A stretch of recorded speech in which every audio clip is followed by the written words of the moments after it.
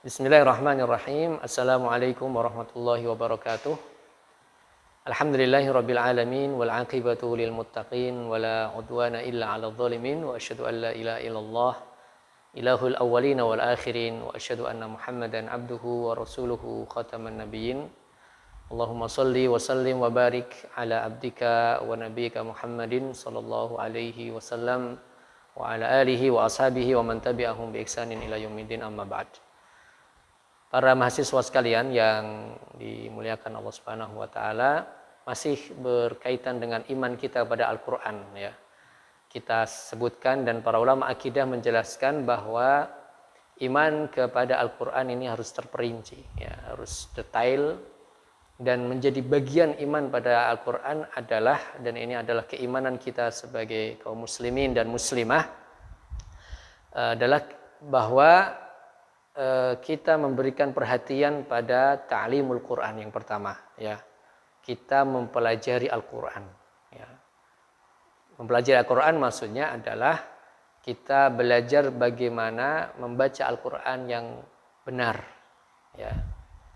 Jadi ketika kita mempelajari Al-Qur'an, ketika kita belajar membaca Al-Qur'an ya, bagaimana hurufnya, bagaimana panjang pendeknya.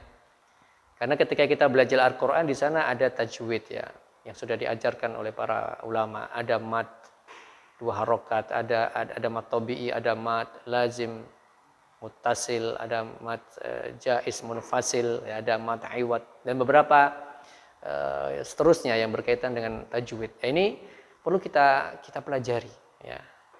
Ketika kita mempelajari bacaan Al-Qur'an yang benar, maka itu menjadi bagian iman kita pada Al-Qur'an ya. Termasuk kan makharijul huruf ya, termasuk huruf-huruf dalam bahasa Arab itu punya tempat keluarnya sendiri-sendiri. Beda nanti antara tha, beda nanti antara sa, beda nanti antara sya, beda nanti antara so ya, ini berbeda. Ya, misalnya, dan kenapa kita perlu belajar ini para mahasiswa sekalian, huruf-huruf dalam bahasa Arab, kita meyakini dan kita sebutkan bahwa Al-Qur'an itu bilisanin arabiyyin mubin. Al-Qur'an ini dengan bahasa Arab. Kita harus bangga ya sebagai seorang muslim muslimah dengan Al-Qur'an ini, karena ini bahasa Arab, itu firman Allah Subhanahu wa taala ya. Sehingga dan kita perlu jeli di situ dan perlu faham dan memahami bahkan bahwa perbedaan huruf itu bisa merubah makna. Contoh misalnya Allah Subhanahu wa taala berfirman, ya ayyuhalladzina amanu ittaqullaha wa qulu qawlan sadida. Firman Allah dengan lafaz sadida dengan sin, itu artinya qawlan sadida adalah perkataan yang lembut ya. Ini firman Allah. Kalau seandainya ada orang yang salah membacanya, misal qawlan syadida dengan shin, dengan sya, maka ini sudah merubah makna. Kenapa? Karena artinya syadida perkataan yang keras, sedangkan Allah menginginkan dengan perkataan yang lembut. Contoh, ini baru satu huruf. Ya, ini maka menjadi bagian iman kita kepada Al-Qur'an, kita harus belajar membacanya. Belajar membaca Al-Qur'an sesuai dengan tajwid, sesuai dengan ketentuan Al-Qur'an, makharijul hurufnya, huruf-hurufnya ya.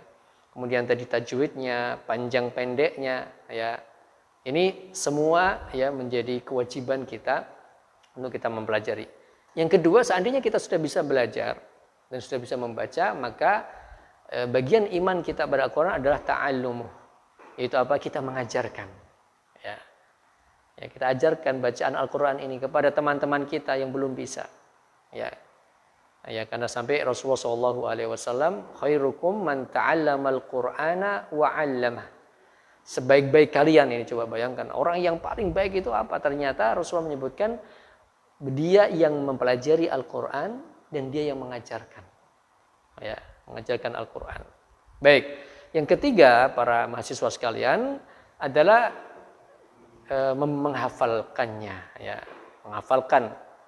Ya, jadi ternyata mempelajari, mengajarkan, menghafalkan ini menjadi bagian dari iman kita pada Al-Qur'an. Tidak bisa kita menghafal kalau bacaan Al-Qur'an kita tidak benar. Ya. Makanya kalau kita dalam menghafal Al-Qur'an ini perlu ada tahsin tilawah. Tahsin tilawah itu adalah membenarkan bacaan Al-Qur'an kita dulu. Ya. Bacaannya dibenarkan di hadapan ustadz, ya, di hadapan orang yang mengajarkan Al-Qur'an yang dia lebih dulu mengerti tentang bacaan-bacaan itu. Karena Al-Qur'an ini ada aturannya dalam bacaan. Dengan cara bacanya ada aturan, ya, sehingga ketika kita membaca Al-Qur'an perlu dibimbing. Maka ini namanya tahsin at-tilawah. Dan kalau kita dibimbing membacanya, kita perbaiki, ya, bacaan-bacaan kita. Kalau salah diperbaiki, kalau sudah benar pertahankan, ya. Dan jangan marah kalau dibenarkan, ya, karena memang harus benar, ya. Karena salah membaca, bahkan salah huruf seperti yang kita sebutkan tadi bisa mengakibatkan pada salah arti, ya. Dan kita berlindung pada Allah jangan sampai salah arti. Para mahasiswa sekalian yang dimuliakan Allah Subhanahu wa taala, ya, kita mempelajari Al-Qur'an sudah, ya. Di antara iman kita pada Al-Qur'an juga kita berusaha untuk membaca Al-Qur'an itu dengan suara yang merdu. Ya. Ya, bacaan Rasulullah bacaannya merdu. Bacaannya sahabat Abdullah bin Mas'ud itu bacaannya merdu. Bahkan ada qori internasional tapi sudah meninggal, ya, Abdul Basit Abdul Somad, salah satu qori dari Mesir itu. Beliau mengatakan bacaan Al-Qur'an yang keluar dari hati itu akan menggetarkan hati. Ya. Makanya tidak sedikit orang yang ketika membaca Al-Qur'an dia bisa menangis. Kenapa? Satu sisi dia faham apa yang dia baca, sisi lain karena bacaannya merdu, enak didengar walaupun bacaannya panjang. Ya, satu rakaat itu bisa 1 halaman atau 2 halaman itu nggak kerasa. Ya. Apalagi kalau kita diberikan kesempatan bisa umroh misalnya, ya, di bulan Ramadan, itu nikmat sekali bisa umroh di sana, ya. 1 malam itu kan 3 juz, ya, jam 10 nanti mulai atau jam 8 mulai sampai jam 10, 8, 9, 10, 2 jam kadang 3 jam itu 1,5 juz. Nanti mulai lagi jam 1, 1,5 juz lagi. Tapi nggak ada capeknya kita rasa. Kenapa? Karena kita menikmati bacaan imam yang merdu, yang syahdu. Kadang-kadang imamnya nangis. Kadang-kadang kita juga ikut nangis, ya Allah, nikmat sekali bacaan imam ini dan, ya, begitu, ya, menggetarkan hati kita, ya. Ini yang sudah bisa membaca tidak berhenti di situ.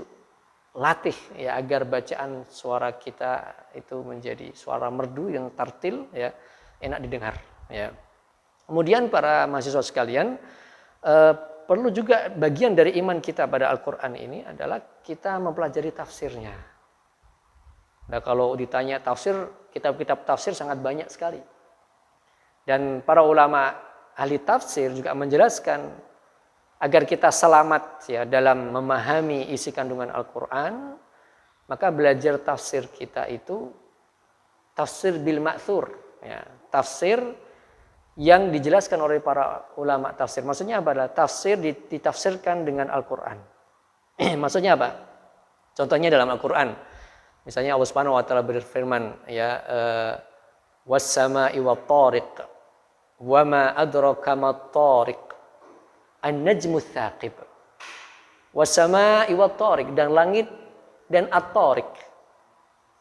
Wa ma adraka mat-tariq. Tahukah kamu apa itu at-tariq? Kemudian ditafsirkan sendiri oleh Allah Subhanahu wa taala. Allah menjelaskan at-tariq itu adalah an-najmu ats-tsaqib, ya, bintang-bintang yang tersebar, ya. Ini contoh Al-Qur'an ditafsirkan dengan Al-Qur'an. Ini yang harus jadi patokan dulu. Kalau ternyata dalam Al-Qur'an enggak ada, kita lihat tafsir Al-Qur'an atau Al-Qur'an ditafsirkan dengan sabda Nabi kita Muhammad SAW. Misalnya ketika Rasulullah SAW menafsirkan, ya, Siratal ladzina an'amta 'alaihim ghairil maghdubi 'alaihim waladhdallin. Yang kita baca ini, ya, karena ini surat Al-Fatihah, ini menjadi rukun, dalam salat. Allah Subhanahu wa taala menuntun kita agar kita berdoa, Siratal ladzina an'amta 'alaihim, ya Allah, berikan kepada kami bimbingan, petunjuk jalan orang-orang yang telah Engkau berikan kenikmatan. Jalan yang Engkau berikan kenikmatan ini ditafsirkan oleh Allah di ayat yang lain. Siapa yang telah Allah berikan kenikmatan? Minan nabiyyin, dari kalangan nabi, wasyuhada, kalangan para syuhada, wasiddiqin, orang-orang yang jujur, yang membenarkan Islam, minan nabiyyin wasiddiqin wasyuhada ya wassalihin. Ya, nabiyyin, siddiqin dulu, kemudian syuhada, para syuhada yang gugur di medan jihad, wassalihin dan orang soleh. Ghairil maghdubi alaihim waladhdallin, bukan jalan yang engkau murkai, juga bukan jalan orang yang engkau sesatkan. Maksudnya siapa? Rasulullah menjelaskan dalam Sahih Bukhari. Al-maghdub humul yahud wadh-dhalina humun nasara. Ya. Rasulullah menafsirkan al-maghdub yang dimurkai ini adalah al-yahud, yaitu orang-orang Yahudi. Ya, wadh-dhalin yang tersesat atau yang disesatkan itu adalah an-nasara, yaitu orang-orang Nasrani. Maka tiap hari kan kita membaca itu dan berlindung agar tidak masuk golongan orang Yahudi yang dimurkai Allah, dan jangan sampai masuk golongan orang Nasrani yang tersesat ya, atau yang disesatkan. Para mahasiswa sekalian, termasuk juga dalam tafsir ini ya, ini adalah tafsir di kalangan sahabat. Jadi ada tafsir Al-Qur'an dengan Al-Qur'an, tafsir Al-Qur'an dengan hadis, tafsir dari kalangan para sahabat. Ya, untuk melihat ini kita bisa membuka tafsir Ibnu Katsir, dan tafsir Ibnu Katsir sudah diterjemahkan. Ya, kita bisa buka di situ bagaimana perkataan Abdullah bin Abbas tentang ayat. Ya, misalnya ayat yang berkaitan dengan aula mastumun nisa, atau kalian menyentuh wanita. Jadi kalau orang sudah berwudu kemudian dia menyentuh wanita, apakah wudunya batal? Imam Abdullah bin Abbas, maksud saya, seorang sahabat ini, beliau menafsirkan menyentuh di sini dengan al-jima, yaitu dengan berhubungan intim. Jadi maksudnya kalau kita berwudu kemudian bersentuhan dengan wanita, maka tidak batal wudu kita, karena maksud dalam ayat itu sesuai dengan tafsir Abdullah bin Abbas bahwa yang dimaksudkan itu adalah berhubungan intim suami istri. Ya. Kemudian ada tafsir yang ditafsirkan dari kalangan para tabi'in, ya, yaitu tabi'in siapa? Tabi'in adalah muridnya para sahabat. Ya, kalau ya misalnya tidak ada di kalangan tabi'in, maka Al-Qur'an itu ditafsirkan dengan pendekatan bahasa Arab. Ya, dan yang bisa menafsirkan yang ahli bahasa Arab dan dia sudah harus mengerti bahasa Arab. Maka kalau kita ya membaca ayat Al-Qur'an kemudian kita tidak paham, dan sekali lagi pembahasan ini masuk pada pembahasan akidah dan iman kita pada Al-Qur'an, maka kemudian perlu kita membaca tafsirnya. Ada buku-buku tafsir yang cukup banyak yang sudah diterjemahkan. Yang recommended tentu tafsir Ibnu Katsir ya, yang sudah banyak tersebar ya, atau tafsir Qurtubi ya, yang itu juga dengan riwayat-riwayat ya, yang insya Allah dalam penafsirannya akan lebih selamat, walaupun tentu di sana ada banyak model tafsir yang dilakukan oleh para ulama.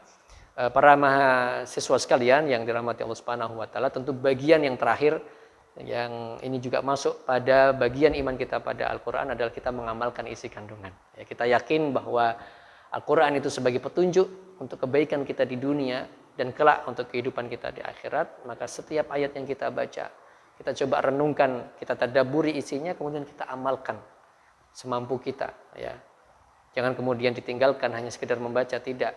Al-Quran ini diturunkan tidak hanya sekedar untuk kita membacanya, tapi kita baca, kita kemudian fahami, dan berusaha sekuat tenaga kita untuk kita amalkan dalam kehidupan kita sehari-hari.